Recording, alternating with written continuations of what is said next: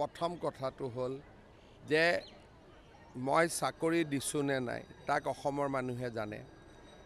জেলত মোক পঠোৱাৰ আগতে যে ৰাহুল গান্ধী নিজে জেলত নাযাব তাৰ কি গেৰেণ্টি আছে?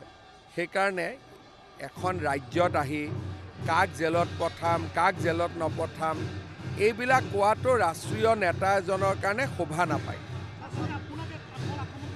চাওক, তাৰমানে ইয়াৰ পৰা বুজি পায় যে মই কিমান ইম্পৰ্টেণ্ট। এটাই কথা যে আমি অসমৰ মানুহৰ কাৰণে কাম কৰি আছোঁ, ৰাইজে জানে যে আমি কিমান কাম কৰিছোঁ। গতিকে কোনোবাই কিবা ভাষণ এটা দিলেই সমস্যাবিলাকতো ৰাইজৰ মৰমবিলাকতো চেজ হৈ নাযায়। গতিকে এইবিলাক কথা চিন্তা কৰি কোনো লাভ নাই। প্ৰথম কথাটো হ'ল যে মই চাকৰি দিছোঁ নে নাই তাক অসমৰ মানুহে জানে। জেলত মোক পঠোৱাৰ আগতে যে ৰাহুল গান্ধী নিজে জেলত নাযাব তাৰ কি গেৰেণ্টি আছে? সেইকাৰণে এখন ৰাজ্যত আহি কাক জেলত পঠাম কাক জেলত নপঠাম এইবিলাক কোৱাটো ৰাষ্ট্ৰীয় নেতা এজনৰ কাৰণে শোভা নাপায়। চাওক, তাৰমানে ইয়াৰ পৰা বুজি পায় যে মই কিমান ইম্পৰ্টেণ্ট। এটাই কথা যে আমি অসমৰ মানুহৰ কাৰণে কাম কৰি আছোঁ, ৰাইজে জানে যে আমি কিমান কাম কৰিছোঁ। গতিকে কোনোবাই কিবা ভাষণ এটা দিলেই সমস্যাবিলাকতো ৰাইজৰ মৰমবিলাকতো চেজ হৈ নাযায়। গতিকে এইবিলাক কথা চিন্তা কৰি কোনো লাভ নাই। প্ৰথম কথাটো হ'ল যে মই চাকৰি দিছোঁ নে নাই তাক অসমৰ মানুহে জানে। জেলত মোক পঠোৱাৰ আগতে যে ৰাহুল গান্ধী নিজে জেলত নাযাব তাৰ কি গেৰেণ্টি আছে?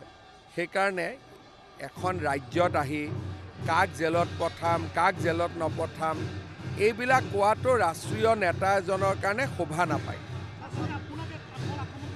চাওক, তাৰমানে ইয়াৰ পৰা বুজি পায় যে মই কিমান ইম্পৰ্টেণ্ট।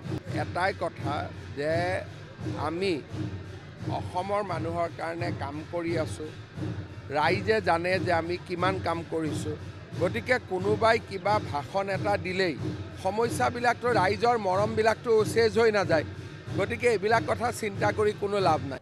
প্ৰথম কথাটো হ'ল যে মই চাকৰি দিছোঁ নে নাই তাক অসমৰ মানুহে জানে।